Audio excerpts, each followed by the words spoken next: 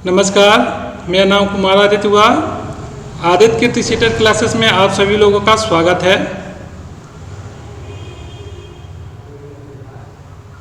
आज का जो टॉपिक है बाल विकास के सिद्धांत पर पार्ट बी, आप लोग को यह टॉपिक हम लोग पढ़ने को मिलेगा। उससे सबसे पहले एक पंक्ति है, उसको ज़रा सा हम लोग समझ लेते हैं। किस्मत सिर्फ मेहनत से बदलती है, बैठकर सोचते रहने से नहीं। कहने का तात्पर्य यह है कि हम लोग किस्मत के भरोसे नहीं बैठ सकते हैं, हम लोग को मेहनत करना पड़ेगा और हमें मेहनत करके अपने लक्ष्य को 100% हम लोग को हासिल करना पड़ेगा। जो सीटेट का जो लक्ष्य रखा गया है, अब की बार सीटेट पार्ट 2022, आप सभी लोगों का इस चैनल के माध्यम से आप लोग सभी लोगों का स्वागत है। आइए अब हम लोग पार्ट बी, बाल विकास के सिद्धांत, पार्ट बी पर हम लोग चर्चा करते हैं। बाल विकास के सिद्धांत का शैक्षणिक महत्व। यहाँ पे बाल विकास के सिद्धांतों का शैक्षणिक महत्व से हमारा तात्पर्य यह है कि हम बाल विकास के सिद्धांत के बारे में हम समझेंगे कि हमें कैसे पढ़ाना है, इसके मैंने शैक्षणिक मैंने शिक्षक का महत्व इसमें क्या है, इसके बारे में हम इस बिंदु पर हम लोग चर्चा करेंगे। आइए हम लोग बारी बारी से इस बिंदुओं पर हम लोग चर्चा कर लेते हैं। बाल विकास के सिद्धांत के ज्ञान के फलस्वरूप शिक्षकों को बालकों की स्वभावगत विशेषताएं, रुचियों एवं क्षमताओं के अनुरूप सफलतापूर्वक अध्ययन में सहायता मिलती है। देखिए, बाल विकास के सिद्धांत से हमें क्या क्या मिलता है, उसके फलस्वरूप हमें शिक्षकों को बच्चे लोग को पढ़ाने में उसके स्वभावगत विशेषताओं में, बच्चे की रुचियों में, उसके अंदर की जितनी मैंने मानसिक क्षमताओं में, उसके फलस्वरूप उसको सहायता मिलती है बाल विकास के सिद्धांत से। आइए ये शिक्षक के संदर्भ में है। निचली कक्षाओं में शिक्षण के खेल पद्धति मूल रूप से वृद्धि और विकास में मनोवैज्ञानिक सिद्धांत पर आधारित है। कहने का मतलब है, जब हम लोग निचली कक्षाओं का मतलब है 1 से कक्षा 5 तक के बीच में, ठीक है, उसमें बच्चों को खेल पद्धति के द्वारा खेल पद्धति के मूल रूप से वृद्धि और विकास में मनोवैज्ञानिक सिद्धांत पर आधारित है। आइए यह शिक्षकों के संदर्भ में है। आइए हम लोग अब अगले बिंदु की ओर चलते हैं। बाल विकास के सिद्धांतों से हम यह जानकारी मिलती है कि विकास की किस अवस्था में बालक में सीखने की प्रवृत्ति किस प्रकार की होती है। देखिए, यहाँ पर यह बिंदु कह रहा है कि बाल विकास के सिद्धांत से हमें यह जानकारी मिलती है कि बच्चों में किस अवस्था में सीखने की प्रवृत्ति किस प्रकार की होती है। बच्चा इसमें क्या सीख रहा है, कैसे सीख रहा है, ये सब चीज़ की प्रवृत्ति हमें बाल विकास के सिद्धांत से हमको प्राप्त होता है। उचित शिक्षण विधि अपनाने में शिक्षकों की सहायता करता है, ठीक है। उसके बाद है बालकों की वृद्धि और विकास के सिद्धांतों से बालकों की भविष्य में होने वाली प्रगति का अनुमान लगाना काफ़ी हद तक संभव होता है। इस तरह बाल विकास के सिद्धांत की जानकारी बालकों के मार्गदर्शन, परामर्श, निर्देशन में सहायता होकर उनके भविष्य निर्माण में प्रमुख भूमिका निभाते हैं। आइए इस बिंदु पर हम एक बार और चर्चा कर लेते हैं। कह रहा है, बालकों की वृद्धि और विकास के सिद्धांत से बालकों को भविष्य में होने वाली प्रगति का अनुमान लगाना काफ़ी हद तक संभव होता है। इस बिंदु पर हमने एक बार चर्चा आप लोग को बता देते हैं कि भविष्य में होने वाले अनुमान को काफ़ी हद तक संभव हो सकता है। तो यह जो है, देखिए क्या है कि छोटा बालक है, ठीक है, मैंने शिशु है, और मैंने मान लीजिए कि एक बरस का अगर हो जाए या 8-10 महीने का हो जाए, उसके माता पिता ने क्या किया कि उसके बच्चे को डॉक्टर के पास लेके गए। बच्चा का थोड़ा सा लगा कि पैर उसका सीधा नहीं है, तो डॉक्टर के पास गए थे। डॉक्टर ने क्या किया कि एक्सरे करवाया, और एक्सरे करवाया तो उसमें हड्डी का जो भी जांच है, तो डॉक्टर जब उसको जांच किया तो बताया कि नहीं, आगे ये पैर ऐसे मुड़ सकता है, तो इसके लिए उसने कोई उपकरण दे के उसको वो पैर का हड्डी को सीधा बोला कि आप इसको पहनाइए, इससे इसका हड्डी का ठीक हो जाएगा। तो डॉक्टर ने यहाँ पर क्या किया, भविष्य के बारे में उसको बताया कि उसका पैर की हड्डी जो है वो कैसे सीधी, मैंने वो भविष्य जान गया कि हाँ, ये बच्चे का पैर अभी टेढ़ा है, इसको ऐसे हम लोग करेंगे तो यह सीधा हो जाएगा। ठीक है। इसी तरह के बाल विकास के सिद्धांत की जानकारी बालकों को मार्गदर्शन, परामर्श एवं निर्देशन में सहायक होकर उनके भविष्य के निर्माण में प्रमुख भूमिका निभाती है। ठीक है। ये जो चर्चा हम जो किए, ये थोड़ा सा एक टॉपिक जो था उस पर मतलब अच्छा मैंने ये ठीक था। ये आपके ये वृद्धि और विकास के सिद्धांत के बारे में, ये भविष्य में होने वाली प्रगति के बारे में आपको हम बताया हमने। इसी तरह मनोवैज्ञानिक आगे हम इस टॉपिक में पिछला टॉपिक में हम लोग चर्चा भी कर चुके हैं कि मनोवैज्ञानिक में क्या होता है। मनोवैज्ञानिक सिद्धांत इसी तरह है, बच्चों का IQ लेवल नापा जाता है कि हाँ, कुछ बच्चे जो हैं कि उनका मंद बुद्धि के होते हैं, कुछ तीव्र बुद्धि के होते हैं। ठीक है। वो चीज़ जो है उसको समझने में थोड़ा सा ये सब चीज़ का दिक्कत होता है, तो उस समय ये मनोवैज्ञानिक पद्धति के द्वारा ही उससे नापा जाता है कि हाँ, बच्चे में कितना IQ लेवल है। ठीक है। आइए अब हम लोग वृद्धि और विकास की सभी दिशाएं अर्थात विभिन्न पहलू जैसे मानसिक विकास, देखिए यहाँ पर मानसिक विकास का अब आ गया बात, शारीरिक विकास, संवेदनात्मक विकास और सामाजिक विकास आदि पर परस्पर एक दूसरे से संबंधित हैं। यह जो है एक दूसरे का पूरक है, इससे हम लोग अलग नहीं हो सकते हैं। ठीक है। इसमें से एक भी पार्ट अगर अलग हुआ तो समझिए कि वह बच्चा जो है मंद बुद्धि का होगा, वह समाज से थोड़ा सा पीछे हुआ लड़का होगा। इस बात का ज्ञान शिक्षकों और अभिभावकों को बालक के सर्वांगीण विकास पर ध्यान देने के लिए प्रेरित करता है। चलिए अब आगे हम लोग बिंदु पर बढ़ते हैं। बाल विकास के सिद्धांत के ज्ञान से बालक की रुचियों, अभिरुचियों, क्षमताओं इत्यादि के अनुरूप उचित पाठ्यक्रम के निर्धारण के समय सारिणी के निर्माण में सहायता मिलती है। अब देखिए बाल विकास के सिद्धांत से हमें क्या क्या होता है, बालकों की रुचि के बारे में पता चला, उसका अभिरुचि क्या है, उसके अंदर क्षमता कितना है आदि के अनुरूप उसके पाठ्यक्रम में जो है निर्धारण के समय मैंने एक होता है, देखिए एक होता है पाठ्य योजना और एक होता है पाठ्यक्रम। ठीक है। तो पाठ्य योजना और पाठ्यक्रम में क्या अंतर है, हमने जैसे पाठ्य योजना अगर बनाना हुआ पाठ्य योजना कर रहे हैं, ये पाठ्यक्रम, यहाँ पाठ्यक्रम हो गया, सिलेबस आपका हो गया। एक होता है आपका करिकुलम होता है, उसका हिंदी अभी हम मिस कर रहे हैं,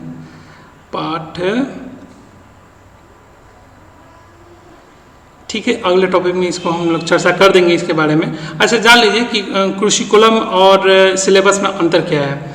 करिकुलम जो है वो क्या होता है कि मान लीजिए कि किसी क्षेत्र का, ठीक है, किसी क्षेत्र में हम लोग भ्रमण करने गए और भारत सरकार अगर वहाँ पे कोई जानकार व्यक्ति को कोई अपने तरह से टीम गठित करके और उस एरिया का सर्वे कराती है और वहाँ पर सर्वे कराने के अनुसार वहाँ का वातावरण ये सब चीज़ पूरा देख के उस पर एक विषय निर्धारण करती है। मान लीजिए कि वहाँ से कुछ चीज़ निकला, मैंने कहने का मतलब है फॉर एग्जांपल के रूप में आपको हम बताते हैं, किसी गांव में अगर मान लीजिए कि वहाँ पर कोई प्राकृतिक कुछ ऐसा चीज़ गिरा हो, उल्का पिंडी गिरा हो, जो कुछ भी गिरा हो, तो उस पर वहाँ के स्थानीय पुलिस सबसे पहले जाएंगे, फिर उसके बाद वहाँ पर पत्रकार लोग जाएंगे, उसको सर्वे करेंगे, सब चीज़ करेंगे, उसके बाद वो पत्रकारिता में लिखेगा और सरकार को वो चीज़ अगर पसंद आ गई तो उसको वो पाठ्यक्रम में उस गांव को करके वो सिलेबस के रूप में उसको तैयार कर देगा। अब वो हमारा जो चैप्टर है वो उसको हम लोग पूरा फिर हम लोग को चैप्टर में हम लोग को इंक्लूड हो जाएगा, सामाजिक विज्ञान में वो हमारे चैप्टर में इंक्लूड कर दिया जाएगा। ठीक है। पाठ्यक्रम के समय सारणी के निर्माण में सहायता मिलती है।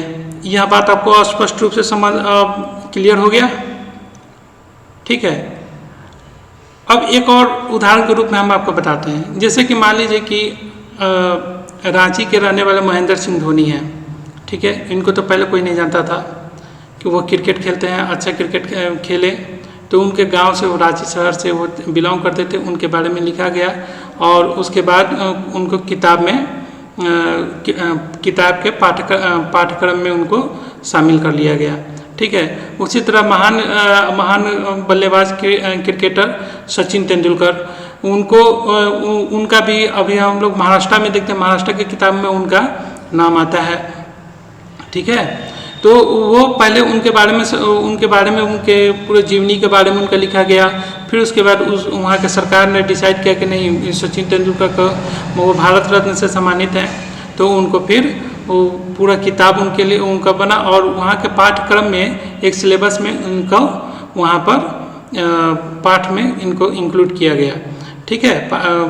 वो चैप्टर में वहाँ पर इंक्लूड, महाराष्ट्र बोर्ड में ऐसा है, ठीक है। तो इस तरह का समय सारणी में निर्माण में सहायता मिलती है शिक्षकों का, ठीक है। आइए अब हम लोग दूसरा देखते हैं, दूसरे बिंदु पर चर्चा करते हैं। बाल विकास अध्ययन शिक्षक को इस बात की स्पष्ट जानकारी दे सकता है कि बालक की शक्तियाँ, योग्यता, क्षमता तथा व्यवहार एवं व्यक्तिगत गुणों के विकास में अनुवांशिकी का वातावरण किस सीमा तक, किस रूप में उत्तरदायी ठहराया जा सकते हैं। यह जानकारी शिक्षकों को अपने उत्तरदायित्व का सही ढंग से पालन करने में सहायता मिलता है। देखिए, बाल विकास अध्ययन में शिक्षक को इस बात से स्पष्ट जानकारी मिलता है कि उसके बच्चे के अंदर कौन से बालक की शक्तियों के बारे में, उसके योग्यताओं के बारे में, उसके क्षमताओं के बारे में, उसके व्यवहार के बारे में, बच्चा व्यवहारिक है कि नहीं, उसके अंदर के गुणों के बारे में, उसके अनुवांशिकी तथा वातावरण में वातावरण के यहाँ पर इन्वायरमेंट से है, ठीक है। वह जानकारी जो है शिक्षक को पूर्ण रूप में मिल जाता है। चलिए आइए अब हम लोग अगले बिंदु को ओर बढ़ते हैं।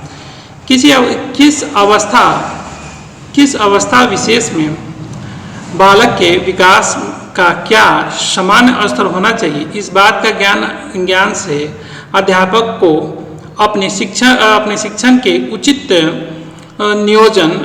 नियोजन में पूरी सहायता मिलती है। विकास स्तर की दृष्टि से वह बालकों को समान, अति समान तथा समान से नीचे जैसे श्रेणी की विभाजिता कर सकता है तथा फिर उनकी शिक्षा एवं समायोजन व्यवस्था को उन्हीं के उपयुक्त रूप में ढालने का प्रयत्न कर सकता है। देखिए, यहाँ जो बताया गया है बालक का, देखिए बालक का क्या है, समान जाति के यहाँ जाति पर यहाँ पर जोर डाला गया। बालकों का समान जाति, पिछड़ा जाति, इस सब चीज़ को विभाजित जो भी है। लेकिन यहाँ एक अच्छा टीचर जो है यहाँ पर यह कर सकता है कि वह सारे बच्चों को एक साथ लेकर एक साथ समायोजन करके उनको एक अच्छा शिक्षा देने में यहाँ पर वो यह प्रयत्न कर सकता है, ठीक है। यह तो थी आपका बाल विकास के सिद्धांतों का शैक्षणिक महत्व के बारे में हमने यहाँ पे आज में चर्चा किए हैं। देखिए, इस बिंदु में हम लोग ये भी जाने कि पाठ्यक्रम के बारे में जाने और कुरिकुलम के बारे में जाने, ठीक है। कुरिकुलम और सिलेबस के बारे में हम लोग ये चर्चा कर चुके हैं, ठीक है। आइए अब हम लोग बाल विकास को प्रभावित करने वाले कारकों के बारे में जानते हैं, ठीक है। बाल विकास को प्रभावित करने वाले कारकों को विद्वानों ने दो भागों में विभाजित किया है, जो आंतरिक कारण और बाह्य कारण है। आंतरिक कारक का अर्थ है कि हमारे अंदर का जो फैक्टर है उसका बारे में है, और बाहर में हमारे बाहरी वातावरण के में जो है उसका कारक है। आइए हम आंतरिक कारक के बारे में चर्चा कर लेते हैं। बाल विकास को आंतरिक कारक बहुत हद तक प्रभावित करता है, जो कि उनके विकास के लिए महत्वपूर्ण आधार निर्मित करते हैं। आंतरिक कारण निम्न प्रकार के हैं: वंशानुगत कारक, शारीरिक कारक, बुद्धि, संवेदनात्मक और सामाजिक प्रकृति। आइए अब इन पर हम लोग इन बिंदुओं पर हम लोग गहन चर्चा कर लेते हैं एक बार। वंशानुगत कारक बालक के रंग, रूप, आकार, शारीरिक गठन, ऊंचाई इत्यादि के निर्धारण में उनके अनुवांशिक गुणों को महत्वपूर्ण योगदान होता है। ठीक है, बालक के अनुवांशिक गुण उसकी वृद्धि और विकास को प्रभावित करते हैं। ठीक है, यहाँ देखिए वंशानुगत कारक बालक का रंग रूप जो भी है, उसके आकार, शरीर का गठन, ऊंचाई इत्यादि उसके निर्धारण में उसके अनुवांशिक गुणों का महत्व योगदान होता है। ये इसमें माता पिता लोग का ही सबसे ज़्यादा योगदान होता है। ठीक है, उन्हीं के अब मान लीजिए कि माँ का रंग गोरा है, पिता का काला है, तो उसका भी रूप रंग का यहाँ आकार, शरीर का गठन, ऊंचाई ये सब पूरा वो शिशु लेता है। ठीक है, आइए अब हम लोग शारीरिक कारक के बारे में हम लोग जानेंगे। जो बालक जन्म से ही दुबले पतले, कमजोर, बीमार तथा किसी प्रकार के शारीरिक समस्या से पीड़ित रहते हैं, उनकी तुलना में समान स्वस्थ बच्चे का विकास अधिक होना स्वाभाविक ही है। शारीरिक कमियों का स्वास्थ्य पर ही नहीं अपितु वृद्धि और विकास पर भी प्रतिकूल प्रभाव पड़ता है। कई बार किसी दुर्घटना के कारण भी शरीर का कोई क्षति पहुंचती है और इसी क्षति का बालक के विकास पर प्रतिकूल प्रभाव पड़ता है। आइए इसको हम लोग गौर से समझते हैं। मान लीजिए देखिए सबसे पहले यहाँ यह जो टॉपिक है ना, जच्चा और बच्चा पर यह निर्भर है। ठीक है, जब तक माँ के गर्भ में जब शिशु का पालन पोषण अगर सही ढंग से अगर नहीं हुआ, सही ढंग से उसको खान पान नहीं मिलेगा, तो बच्चों का पोषण में क्या होगा, बच्चों में कमी आएगी, मंद बुद्धि बालक पैदा होगा। ठीक है, यह सब शारीरिक कमजोर होने के कारण कमजोर और दुबले पतले उसमें वो हमेशा बीमार रहेगा, बीमारी को लड़ने की क्षमता उसको नहीं रहेगी। इसी के लिए सबसे पहले जो भी है जच्चा पर यहाँ पर जोर दिया जाता है, उसके बाद बच्चा पर जोर दिया जाता है। ठीक है, जच्चा और बच्चा दोनों को स्वस्थ रहना अनिवार्य है। इसी के लिए हमारे भारत सरकार, बिहार सरकार ने अनेक प्रकार की योजनाओं चलाकर गर्भवती महिलाओं का ये देखभाल कर रही है। ठीक है, चलिए अब हम लोग आगे के टॉपिक की ओर बढ़ते हैं। बुद्धि से संबंधित पर हम लोग चर्चा कर देते हैं।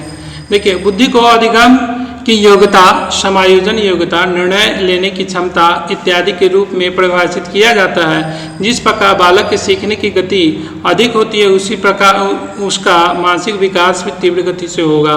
बालक में परिवार, समाज एवं विद्यालय में अपने आप को किस तरह समायोजित करता है, यह उसके बुद्धि पर निर्भर करता है। ठीक है, मान लीजिए यहाँ पे जो है तीव्र गति का बच्चा है, तो उसको सोचने में, समझने में, वो अपने बुद्धि से, विवेक से काम लेकर समाज में कैसे रहना है, उस सब चीज़ पर उसके बुद्धि पर निर्भर करता है। ठीक है, आगे बढ़ते हैं अब हम लोग। संवेदनात्मक कारक बालक जिस प्रकार के संवेगों, भावों का जिस रूप में विकास होगा, उसके सामाजिक, मानसिक, नैतिक, शारीरिक तथा भाषाई संबंधित विकास को पूरी तरह प्रभावित करने की क्षमता रखता है। यदि बालक अत्यधिक क्रोधित या भयभीत रहता है तो अथवा यदि उसके में ईर्ष्या और वैमनस्यता की भावना अधिक होती है, तो उसका विकास की प्रक्रिया पर इसका प्रतिकूल प्रभाव पड़ना स्वाभाविक ही है। संवेदनात्मक रूप से असंतुलित बालक पढ़ाई में ठीक से ध्यान नहीं दे पाते हैं। फलस्वरूप, यहाँ पे एक मिस्टेक हो गया है, ठीक है, फलस्वरूप उनका मानसिक विकास भी प्रभावित होता है।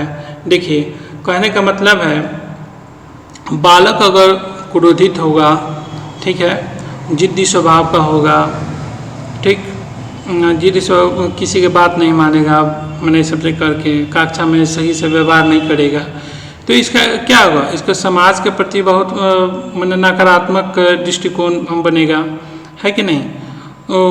वो उसके बाद उसका फलस्वरूप मानसिक स्थिति उसका सही से नहीं रह पाएगा, वो प्रभावित करता है इसका, ठीक है। संवेदनात्मक रूप से असंतुलित बालक पढ़ाई लिखाई इस सब में, समाज में, सब चीज़ में बताया ना आपको कि शारीरिक, बौद्धिक, उसके बाद सामाजिक, संवेदनात्मक, ये सब जितने भी ये पॉइंट हैं, इस सब में से एक भी पॉइंट अगर मिस हुआ तो समझिए कि लड़का का वो पिछड़ेगा ही पिछड़ेगा, ठीक है। सामाजिक प्रकृति, ठीक है, बच्चा जितना अधिक सामाजिक रूप से संतुलित होगा, उसका प्रभाव उसके शारीरिक, मानसिक, संवेदनात्मक, भौतिक तथा भाषा संबंधी विकास पर भी उतना ही अनुकूल पड़ेगा। सामाजिक दृष्टि से कुशल बालक अपने वातावरण से दूसरों की अपेक्षा अधिक सीखता है। क्या होता है, बच्चा, देखिए अब यहाँ पे ये जो सामाजिक प्रकृति है ना, यहाँ पर हम आपको एक उदाहरण के रूप में आपको हम बताते हैं। बच्चा मान लीजिए कि छोटा बच्चा है, तकरीबन 2 साल 2.5 साल का बच्चा है, 3 साल का, 3 साल का बच्चा, अगर बच्चा वो नहीं बोल पा रहा है, मतलब थोड़ा बोलता है, जो कुछ भी है, जब वो अपने विद्यालय में जाएगा तो वहाँ कुछ वो नया सब चीज़ सीख के आएगा। वो एक दो बच्चे में क्या नहीं, एक खासियत है कि बच्चे एक दूसरे के देख के सीखते हैं, ठीक है। उसमें समाज का प्रभाव, मैंने कहने का विद्यालय का प्रभाव बहुत ज़्यादा जल्दी से पड़ता है, ठीक है। चलिए, यही इसके बारे में बता रहा है, यह टॉपिक बता रहा है। चलिए अब हम लोग बाह्य कारण के बारे में दूसरे बिंदु जो है, विद्वानों ने जो दूसरे बिंदु जो रखा है उसके बारे में हम लोग चर्चा कर लेते हैं। बालक के विकास की प्रक्रिया को प्रभावित करने उपरोक्त आंतरिक कारकों के साथ ही निम्नलिखित बाह्य कारकों की भी महत्वपूर्ण भूमिका होती है। गर्भावस्था के दौरान माता का स्वास्थ्य एवं परिवेश, जीवन की घटनाएं, भौतिक वातावरण, सामाजिक आर्थिक स्थिति। आइए अभी इस बिंदुओं पर हम एक एक करके चर्चा करते हैं। गर्भावस्था के दौरान माता का स्वास्थ्य एवं परिवेश, ठीक है। गर्भावस्था में माता को अच्छा मानसिक एवं शारीरिक स्वास्थ्य बनाए रखने की सलाह इसलिए दी जाती है कि उससे न केवल गर्भ के अंदर बालक विकास पर असर पड़ता है, बल्कि आगे के विकास की बुनियाद भी मजबूत होती है। देखिए, गर्भावस्था के दौरान, ठीक है, 9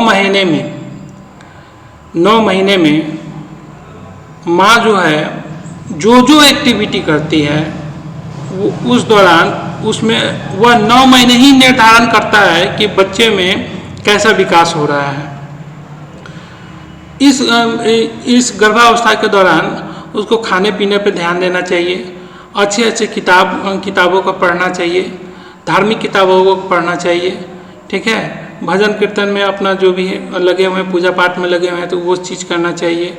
वो उसको खुले में घूमना चाहिए, मतलब अच्छा हवा वातावरण में घूमना चाहिए, ठीक है। इस दौरान ये सब चीज़ क्या है, और यह सब चीज़ गर्भावस्था के दौरान माता का स्वास्थ्य एवं परिवेश, गर्भावस्था में माता को अच्छा सामाजिक एवं शारीरिक स्वास्थ्य बनाए रहने की सलाह दी जाती है, और उससे न केवल गर्भ के अंदर बालक का विकास पर असर पड़ता है, बल्कि आगे के विकास की बुनियादी भी मजबूत होती है। आइए अब हम लोग दूसरे बिंदु पर हम लोग चर्चा करते हैं। जीवन के घटनाओं का बाल विकास के जीवन पर प्रभाव पड़ता है। यदि बालक के स्वास्थ्य अच्छा व्यवहार हुआ है तो उसके विकास की गति में सही होगी, अन्यथा उसके विकास प्रतिकूल प्रभाव पड़ेगा। जिस बच्चे को उसकी माता ने बचपन में ही छोड़ दिया हो, वह माँ के प्यार से वंचित हो जाएगा। ऐसी स्थिति में उसका सर्वांगीण विकास प्रभावित होता है। अब मान लीजिए कि यहाँ जो बता रहा है जीवन की घटनाएं में बालक के जीवन पर प्रभाव पड़ता है। यदि बालक अपने माता पिता के साथ अच्छे व्यवहार में है तो उसका विकास की गति जो है अच्छा से होगा, प्रतिकूल उसका प्रभाव पड़ेगा। और यदि उसकी माँ का देहांत हो जाए तो बच्चे का जो विकास, बच्चे का अपने माँ को प्यार से वंचित हो रह जाएगा। ऐसी स्थिति में उसका सर्वांगीण विकास नहीं होता है। आइए हम लोग तीसरे टॉपिक की ओर बढ़ते हैं, भौतिक वातावरण। बालक का जन्म किस परिवेश में हुआ है, वह किस परिवेश में किन किन लोगों के साथ रह रहा है, इनका सबसे बड़ा प्रभाव उसके विकास पर पड़ता है। परिवेश की कमियों, प्रदूषण, भौतिक सुविधाओं का अभाव इत्यादि कारणों से भी बालक का विकास प्रतिकूल रूप से प्रभावित होता है। आइए अब हम इस टॉपिक को हम लोग समझते हैं। ठीक है, मान लीजिए कि बालक का जन्म जो है, परिवेश जो है शहर में हुआ तो वहाँ पे जो है प्रदूषण की स्थिति क्या है, वहाँ का वातावरण कैसा है, वो बालक उस परिवेश में रहने के लिए अनुकूल है कि नहीं है, यह सब चीज़ भौतिक वातावरण पर प्रभावित होता है। आइए हम लोग सामाजिक आर्थिक स्थिति पर हम लोग चर्चा करते हैं। बालक की सामाजिक एवं आर्थिक स्थिति का प्रभाव भी उसके विकास पर पड़ता है। निर्धन परिवार के बच्चे के विकास के अधिक अवसर उपलब्ध नहीं होते हैं। अच्छे विद्यालय में पढ़ने के लिए, सांस्कृतिक कार्यक्रमों में भाग लेने के लिए इत्यादि का अवसर आर्थिक रूप से कमजोर बच्चों को नहीं मिलता। इस कारण उनके विकास संतुलित नहीं होता। शहर के अमीर बच्चे को गांव के गरीब बच्चों की तुलना में बेहतर सामाजिक एवं सामाजिक विकास स्वाभाविक रूप से अधिक होता है। आइए इस टॉपिक को हम एक बार फिर से समझते हैं, सामाजिक और आर्थिक स्थिति में। अब मान लीजिए कि शहर का बच्चा है, अच्छा स्कूल में पढ़ रहा, अच्छा वातावरण उसको मिल रहा है, वही गांव के बच्चे लोग हैं, उनको सही में यहाँ पर जो जड़ है ना, वो शिक्षा में ही जड़ है। अगर सही से ईमानदारी पूर्वक अगर शिक्षक लोग अगर इस मैंने सरकारी स्कूल में भी अगर सही से अगर पाठ्यक्रम पढ़ाया जाए, लिखाया जाए तो अच्छा वो भी बच्चे कर सकते हैं। ठीक है, हाँ, कुछ चीज़ों में इलेक्ट्रॉनिक उपकरण ना होने के कारण से वो पिछड़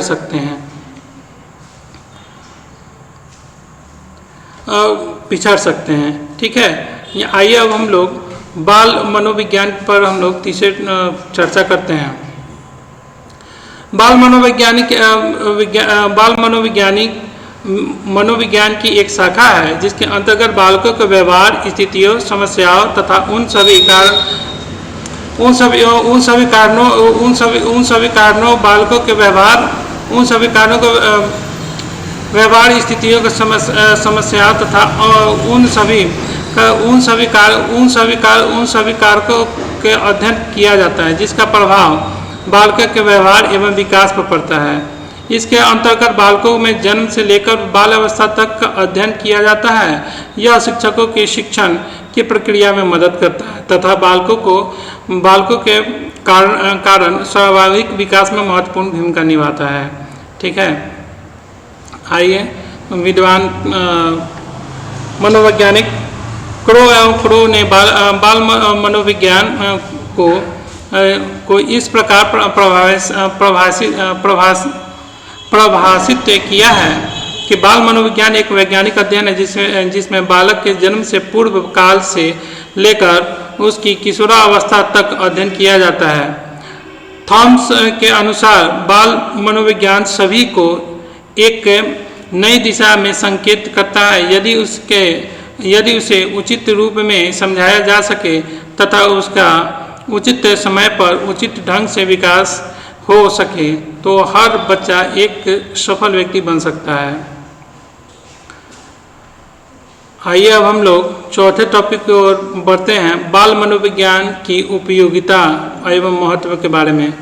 बाल मनोविज्ञान के द्वारा बालकों के स्वभाव एवं विकास को समझने के बाद उनको शिक्षित करने की प्रक्रिया सरल हो जाती है।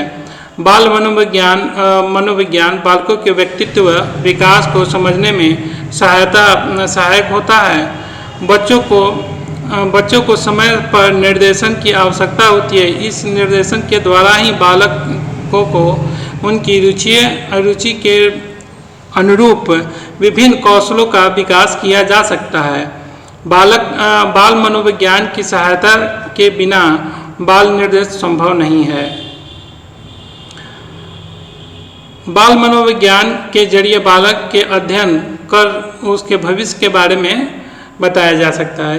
इस बिंदु पर मैंने कुछ देर पहले आप सबको चर्चा किया था कि बाल मनोविज्ञान के ही जरिए उसके मनोविज्ञान और बच्चों का आगे का भविष्य के बारे में भी बताया जा सकता है। ठीक है, इसी के साथ आज का आप लोग का क्लास समाप्त हुआ। नमस्कार।